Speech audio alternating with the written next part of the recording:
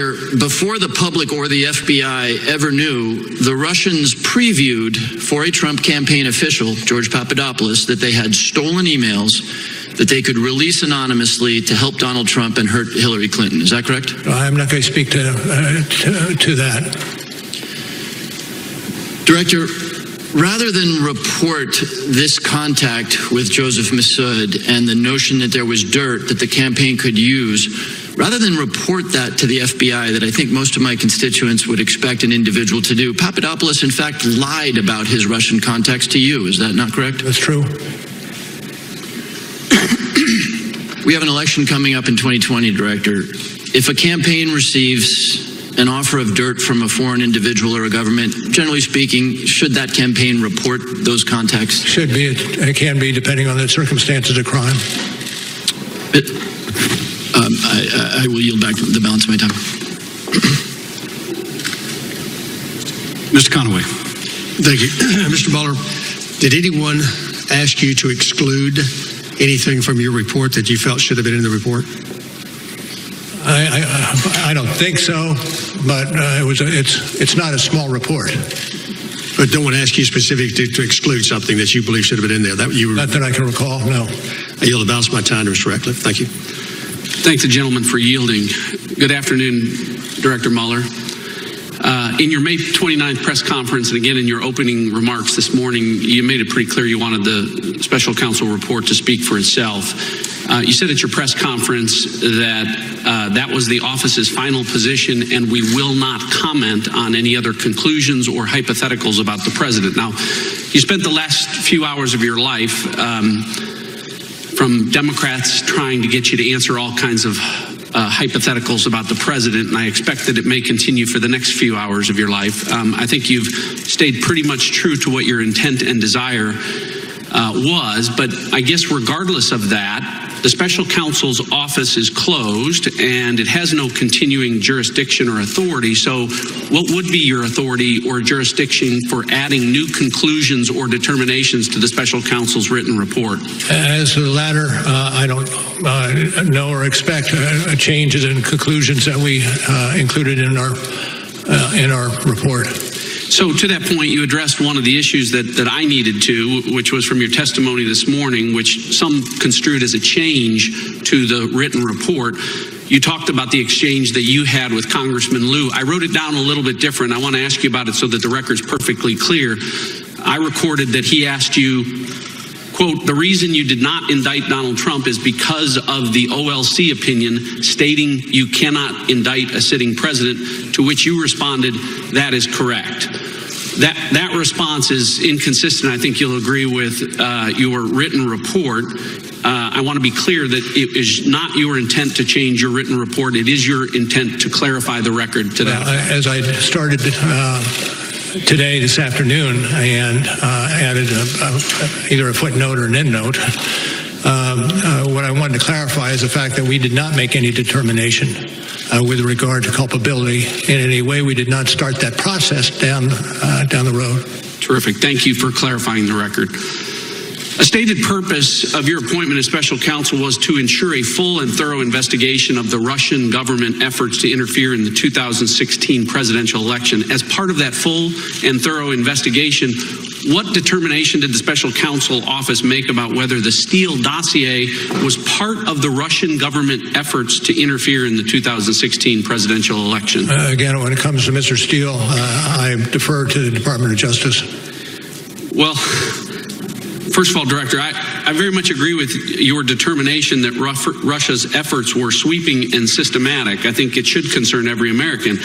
That's why I want to know just how sweeping and systematic those efforts were. I want to find out if Russia interfered with our election by providing false information through sources to Christopher Steele about a Trump conspiracy that you determined didn't exist.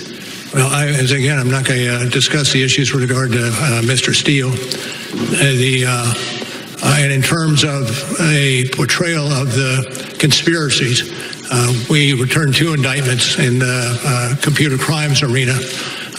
One GRU and another act of measures in which we lay out in excruciating detail I understand what occurred in those two And I agree rather with- large conspiracies. I agree with respect to that, but why this is important is an application and 3 renewal applications were submitted by the United States government to spy or surveil on Trump campaign Carter associate, or Carter Page, and on all 4 occasions, the United States government submitted the Steele dossier as a central piece of evidence with respect to that. Now, the basic premise of the dossier, as you know, was that there was a well-developed conspiracy of cooperation between the Trump campaign and the Russian government, but the special counsel investigation didn't establish any conspiracy, correct?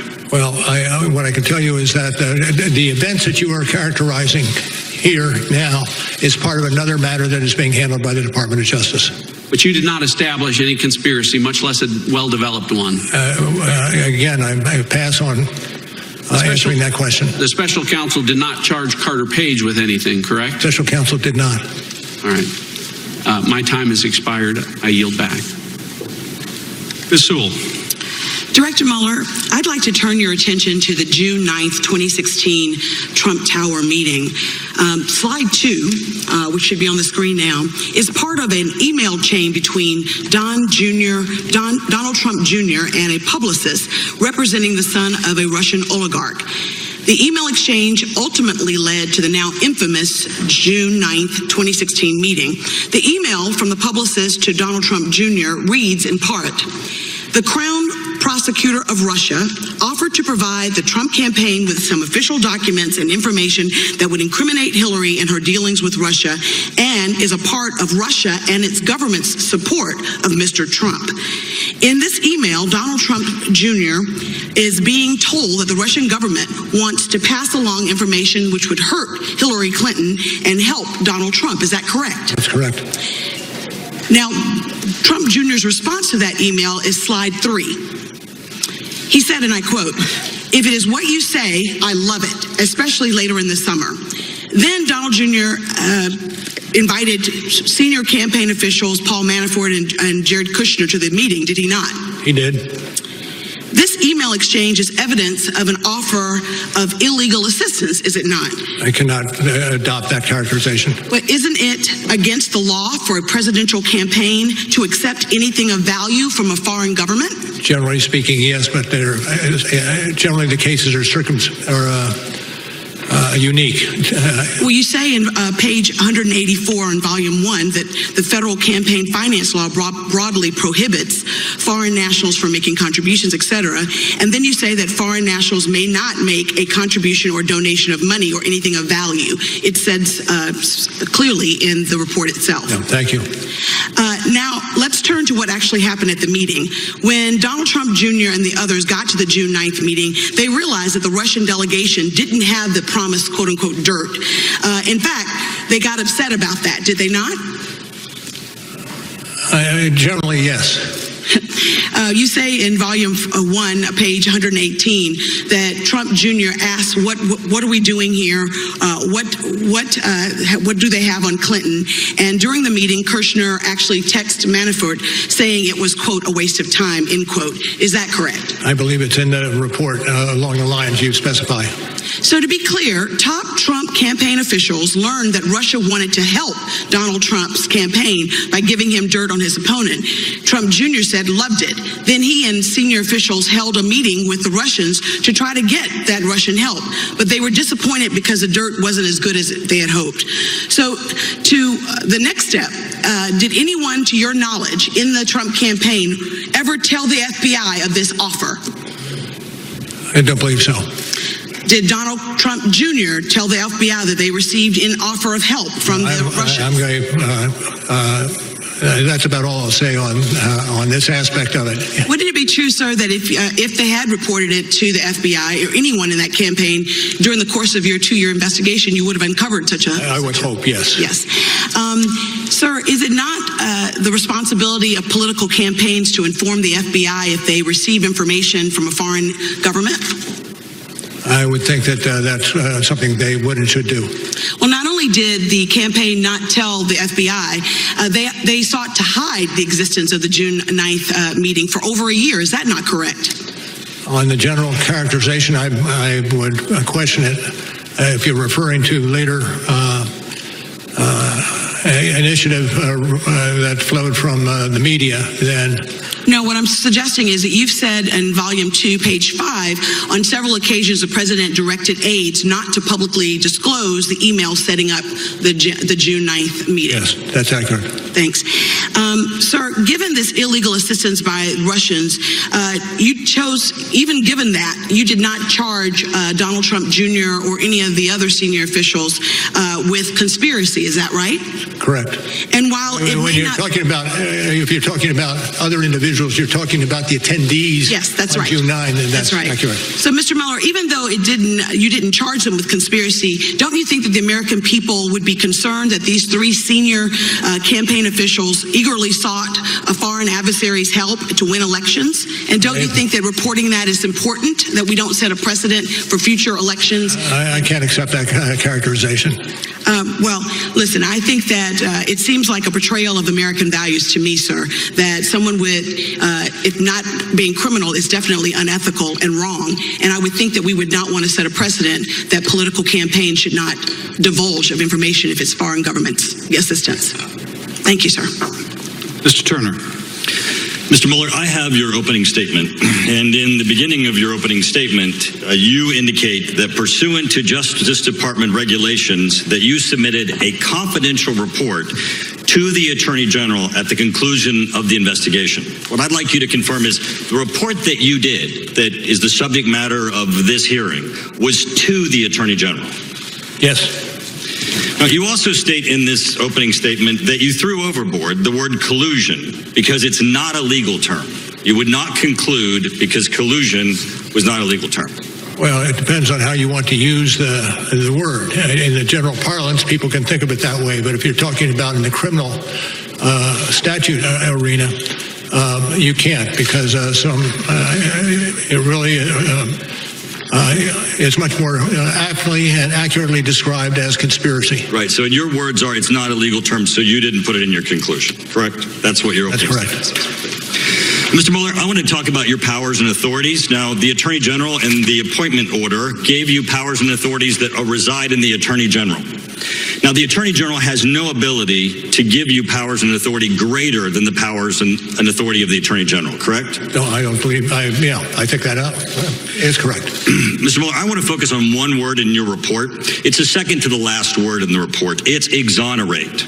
The report states, accordingly, while this report does not conclude that the president committed a crime, it does not exonerate him. Now, in the judiciary hearing, in your prior testimony, you've already agreed with Mr. Radcliffe that exonerate is not a legal term, but there is not a legal test for this. So I have a question for you, Mr. Mueller.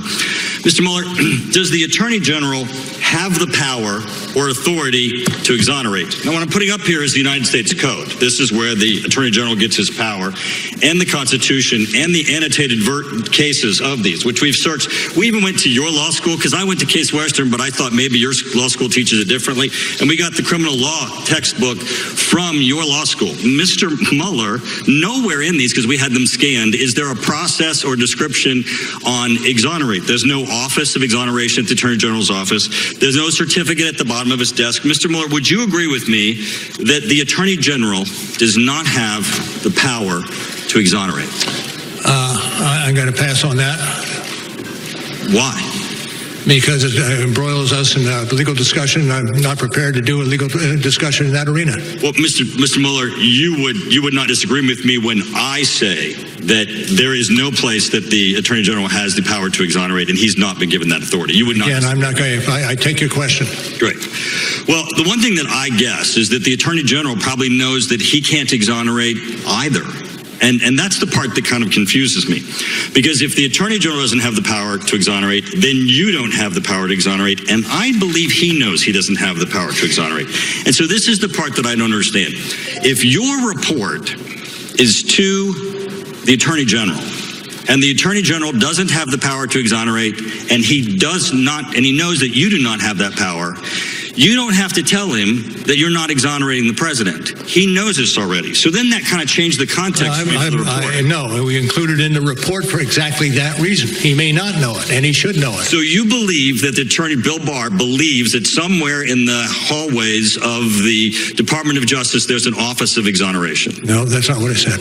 Well, I believe he knows, and I don't believe you put that in there for Mr. Barr. I think you put that in there for exactly what I'm going to discuss next, and that is, so the Washington Post yesterday, when speaking of your report, the article said Trump could not be exonerated of trying to obstruct the investigation itself. Trump could not be exonerated. Now, that statement is correct, Mr. Mueller, isn't it? In that no one can be exonerated? The reporter wrote this reporter can't be exonerated. Mr. Mueller, you can't be exonerated. In fact, in our criminal justice system, there is no power or authority to exonerate. Now, this is my concern, Mr. Mueller. This is the headline on all of the news channels while you were testifying today. Mueller, Trump was not exonerated. Now, Mr. Mueller, what you know is that this can't say Mueller exonerated Trump, because you don't have the power or authority to exonerate Trump. You have no more power to declare him exonerated than you have the power to declare him Anderson Cooper. So the problem that I have here is that since there's no one in the criminal justice system that has that power, the president pardons, he doesn't exonerate. Courts and juries don't declare innocent, they declare not guilty. They don't even declare exoneration. The statement about exoneration is misleading, and it's meaningless, and it colors this investigation one word out of the entire portion of your report, and it's a meaningless word that has no legal meaning, and it has colored your entire report. Time of the gentleman has expired. Mr. Carson. Thank you, Chairman. Thank you, Director Mueller, for your years of service to our country. I want to look more closely, sir, at the Trump campaign chairman, Paul Manafort, an individual who I believe betrayed our country, who lied to a grand jury, who tampered with witnesses, and who repeatedly tried to use his position with the Trump campaign to make more money. Let's focus on the betrayal and greed. Your investigation, sir, found a number of troubling contacts between Mr. Manafort and Russian individuals during and after the campaign. Is that right, sir? Correct. In addition to the June 9th meeting just discussed, Manafort also met several times with a man named Konstantin Kilimnik, who the FBI assessed to have ties with Russian intel agencies. Is that right, sir? Correct. In fact, Mr. Manafort didn't just meet with him. He shared private Trump campaign polling information with this man linked to Russian intelligence. Is that right, sir? That is correct.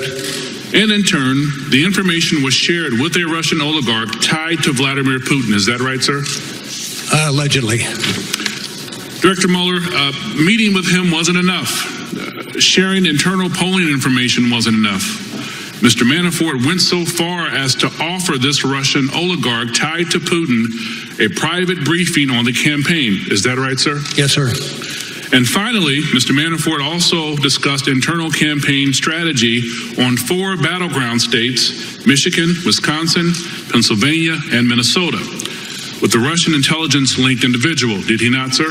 That's reflected in the report, as were the items you listed previously. Director Mueller, based on your decades of years of experience at the FBI, would you agree, sir, that it creates a national security risk when a presidential campaign chairman shares private polling information on the American people, private political strategy related to winning the votes of the American people, and private information about American battleground states with a foreign adversary? Is that the question, sir? Yes, sir. I'm not going to speculate along those lines. To the extent that it's within the lines of the report, then I support it. Anything beyond that is not part of that which I would support. Well, I think it does, sir. I think it shows an infuriating lack of patriotism from the very people seeking the highest office in the land. Director Mueller, Manafort didn't share this information in exchange for nothing, did he, sir? I can't answer that question without knowing more about the question. Well, it's clear that he hoped to be paid back money he was owed by Russian or Ukrainian oligarchs in return for the passage of private campaign information. Correct? That is true. Director Mueller, as my colleague Mr. Heck will discuss later, greed corrupts.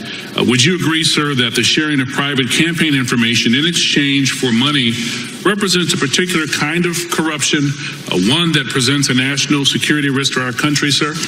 I'm not going to opine on that. I don't have the expertise in that arena to really opine.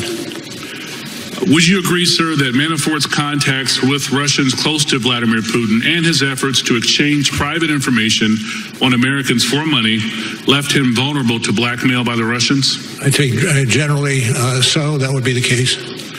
Would you agree, sir, that these acts demonstrated a betrayal of the democratic values of our country rests on? I can't agree with that. Director Mueller, not that it's not true, but I cannot agree with it. Yes, sir. Director Mueller, well, I can tell you that in my years of experience as a law enforcement officer and as a member of Congress, fortunate to serve on the Intel Committee, I know enough to say yes.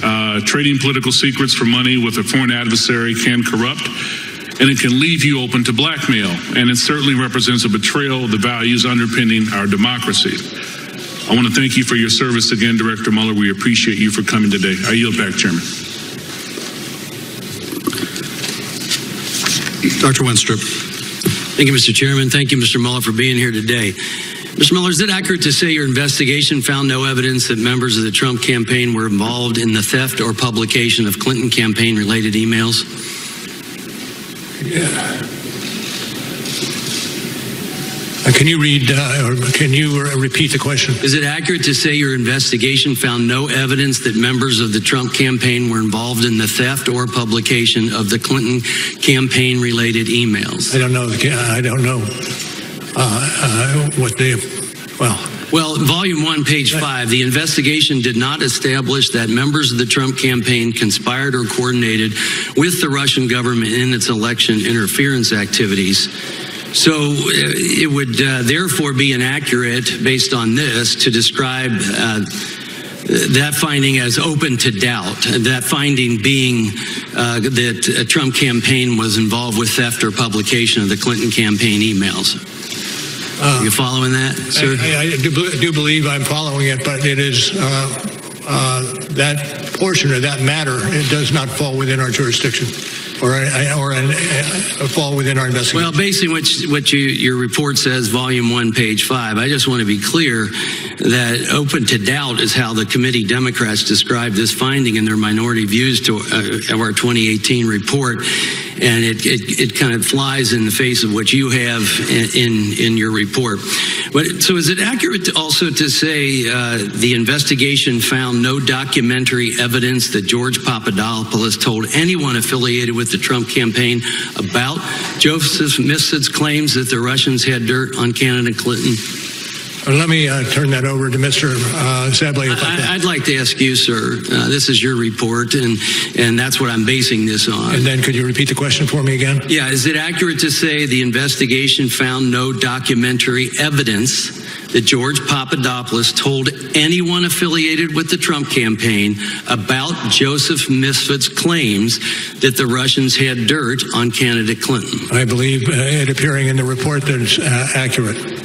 Okay, so in the report, it says no documentary evidence that Papadopoulos shared this information with the campaign. It's therefore inaccurate to conclude that by the time of the June 9, 2016 Trump Tower meeting, quote, the campaign was likely already on notice via George Papadopoulos' contact with Russian agents that Russia, in fact, had damaging information on Trump's opponent. Would you say that is inaccurate to say that it's likely already on? I could direct you to the report. Well, I appreciate that because the Democrats jumped to this incorrect collusion in their minority views, again, which contradicts what you have in your report. I'm concerned about a number of statements I'd like you to clarify because a number of Democrats have made some statements that I have concerns with, and maybe you can clear them up.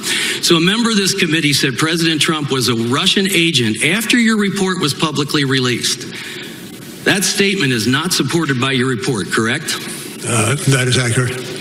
not supported. Multiple Democrat members have asserted that Paul Manafort met with Julian Assange in 2016 before WikiLeaks released DNC emails implying Manafort colluded with Assange. Because your report does not mention finding evidence that Manafort met with Assange, I would assume that means you found no evidence of this meeting. Is that assumption correct? I'm not certain I agree with that assumption. But you make no mention of it in your report. Would you agree with that? Yes, I would agree with that. Okay, Mr. Mueller, does your report contain any evidence that President Trump was enrolled in the Russian system of compromat as a member of this committee once claimed? Well, what I can speak to is information and evidence that we picked up as the special counsel, and I think that's accurate as far as it goes. Thank you. I appreciate that. So let's go for a second to scope. Did you ask the Department of Justice to expand the scope of the special counsel's mandate related to August 2nd, 2017 or August 20th, 2017 scoping memoranda? Well, without looking at the memoranda, I could not answer that. Well, let me ask you, did you ever make a request to expand your office's mandate at all?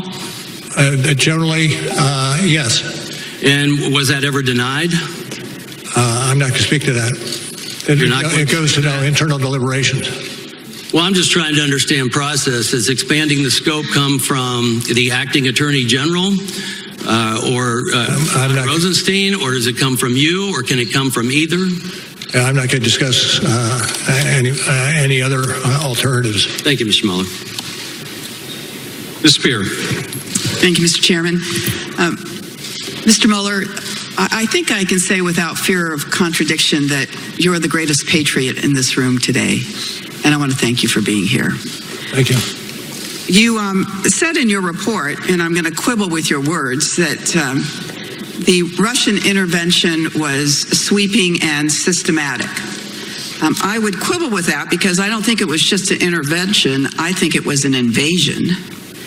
And I don't think it was just sweeping and systematic. I think it was sinister and scheming. But having said that, one of my colleagues earlier here referred to this Russian intervention as a hoax. And I'd like to get your comment on that. On page 26 of your report, you talk about the Internet Research Agency and how tens of millions of U.S. persons became engaged with the posts that they made, that there were some 80,000 posts on Facebook, that Facebook itself admitted that 126 million people had probably seen the posts that were put up by the Internet Research Agency, that they had 3,800 Twitter accounts and had designed more than 175,000 tweets that probably reached 1.4 million people. The Internet Research Agency was spending about $1.25 million a month on all of this social media in the United States in what I would call an invasion in our country. Would you agree that it was not a hoax, that the Russians were engaged in trying to impact our election? Absolutely. That was not a hoax. The indictments we returned against the Russians, 2 different ones, were substantial in their scope, using that scope word again. And I think we have underplayed to a certain extent that aspect of our investigation that has and would have long-term damage to the United States that we need to move quickly to address. Thank you for that. I'd like to drill down on that a little bit more. The Internet Research Agency actually started in 2014 by sending over staff as tourists, I guess, to start looking at where they wanted to engage. And there are many that suggest, and I'm interested in your opinion, as to whether or not Russia is presently in the United States looking for ways to impact the 2020 election. I can't speak to that. That would be in levels of classification. All right. Let me ask you this. Oftentimes when we engage in these hearings, we forget the forest for the trees.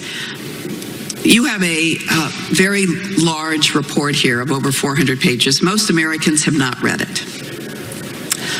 we have read it. Actually, the FBI director yesterday said he hadn't read it, which was a little discouraging.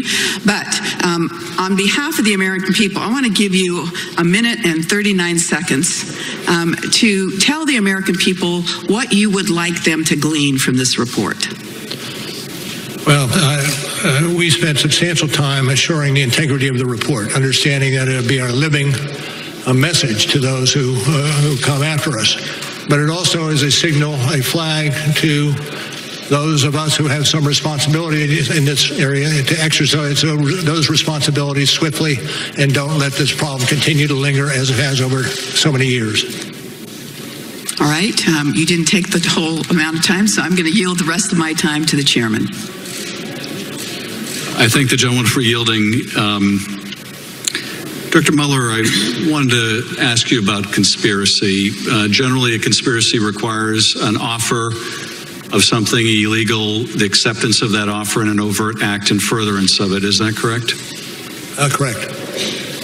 And Don Jr. was made aware that the Russians were offering dirt on his opponent, correct? I don't know that for sure, but one would assume, given presence at the meeting. And when you say that you would love to get that help, that would constitute an acceptance of the offer? It's a wide open request. And it would certainly be evidence of an acceptance if you say, when somebody offers you something illegal and you say, I would love it, that would be considered evidence of an acceptance. I'm going to stay away from any addressing one particular or two particular situations. Well, this particular situation, I'll have to continue in a bit. Now yield to Mr. Stewart. Mr. Mueller, it's been a long day. Thank you for being here. I do have a series of important questions for you, but before I do that, I want to take a moment to reemphasize something that my friend Mr. Turner has said. I've heard many people state no person is above the law. And many times recently they add not even the president, which I think is blazingly obvious to most of us. I'm having a little problem hearing you, sir. Is this better? That is better. Thank you. I want you to know I agree with this statement that no person is above the law. But there's another principle that we also have to defend, and that is the presumption of innocence. And I'm sure you agree with this principle, though I think the way that your office phrased some parts of your report, it does make me wonder. I have to be honest with you. For going on 3 years, innocent people have been accused of very serious crimes, including treason. Accusations made even here today. They have had their lives disrupted and in some cases destroyed by false accusations for which there is absolutely no basis other than some people desperately wish that it was so. But your report is very clear. No evidence of conspiracy, no evidence of coordination.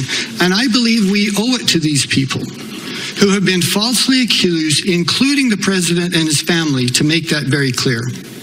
Mr. Mueller, the credibility of your report is based on the integrity of how it is handled. And there's something that I think bothers me and other Americans. I'm holding here in my hand a binder of 25 examples of leaks that occurred from the special counsel's office from those who associated with your work, dating back to as early as a few weeks after your inception and the beginning of your work, and continuing up to just a few months ago. All of them have one thing in common. They were designed to weaken or to embarrass the president. Every single one. Never was it leaked that you'd found no evidence of collusion. Never was it leaked that the Steele dossier was a complete fantasy, nor that it was funded by the Hillary Clinton campaign. I could go on and on. Mr. Mueller, are you aware of anyone from your team having given advance knowledge of the raid on Roger Stone's home to any person or the press, including CNN? Well, I'm not going to talk about specifics. I will mention, but talk for a moment about persons who become involved in an investigation. And the understanding that in a lengthy, thorough investigation, some persons will be under a cloud that should not be under a cloud. And one of the reasons for emphasizing, as I have, the speed of an election, or not election, the speed of an investigation, is that so those persons who are disrupted as a result of the... I appreciate that, but I do have a series of questions. With the result of that investigation. Thank you, and you're right, it is a cloud, and it's an unfair cloud for dozens of people. But to my point, are you aware of anyone providing information to the media regarding the raid on Roger Stone's home, including CNN? I'm not going to speak to that. Okay, Mr. Mueller, you sent a letter dated March 27th to Attorney General Barr in which you claimed the Attorney General's memo to Congress did not fully capture the context of your report. You stated earlier today that response was not authorized. Did you make any effort to determine who leaked this confidential letter? No, and I'm not certain. This is the letter of March 27th? Yes, sir. Okay, I'm not certain when it was publicized. I didn't know it was publicized, but I do not believe we would be responsible for the leaks. Well, I do believe that we have done a good job in assuring that no leaks occur. We have 25 examples here of where you did not do a good job. Not you, sir. I'm not accusing you at all. But where your office did not do a good job in protecting this information. One more example. Do you know anyone who anonymously made claims to the press that Attorney General Barr's March 24th letter to Congress had been misrepresented or misrepresented the basis of your report? And what was the question? Do you know who anonymously made claims to the press that Attorney General Barr's March 24th letter to Congress had misrepresented the findings of your report? No. Sir, given these examples as well as others, you must have realized that leaks were coming from someone associated with the special counsel's office. What I'd like to ask is, I do not believe that. Well, sir, this was your work. You're the only one, your office is the only one who had information regarding this. It had to come from your office. Putting that aside, which leads me to my final question, did you do anything about it? From the outset, we've undertaken to make certain that we minimize the possibility of leaks. And I think we were successful over the 2 years that we were in operation. Well, I wish you'd been more successful, sir. I think it was disruptive to the American people. My time has expired. I yield back. Mr. Quigley. Thank you, Mr. Chairman. Director, thank you for being here. This too shall pass. Earlier today and throughout the day, you have stated the policy that a seated president cannot be indicted, correct? Correct. And upon questioning this morning, you were asked, could a president be indicted after their service, correct? Yes. And your answer was that they could. They could. Director, please speak into the microphone. I'm sorry. Thank you. So they could. The follow-up question that should be concerning is, what if a president serves beyond the statute of limitations? I don't know the answer to that one. Would it not indicate that if the statute of limitations on federal crimes such as this are 5 years, that a president who serves his second term is therefore under the policy above the law? I'm not certain I would agree with the conclusion. I'm not certain that I can see the possibility that you suggest. But the statute doesn't toll, is that correct? I don't know specifically. It clearly doesn't. I just want, as the American public is watching this and perhaps learning about many of these for the first time, we need to consider that, and that the other alternatives are perhaps all that we have. But I appreciate your response.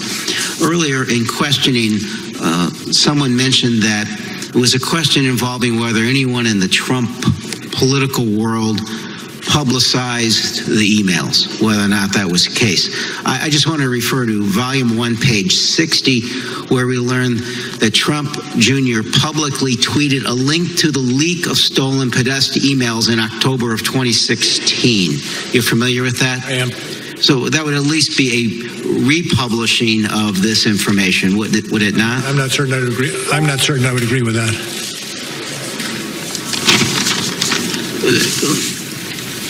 Director Pompeo assessed WikiLeaks in one point as a hostile intelligence service. Given your law enforcement experience and your knowledge of what WikiLeaks did here and what they do generally, would you assess that to be accurate or something similar? How would you assess what WikiLeaks does? Absolutely. And they are currently under indictment. It's Julian Assange.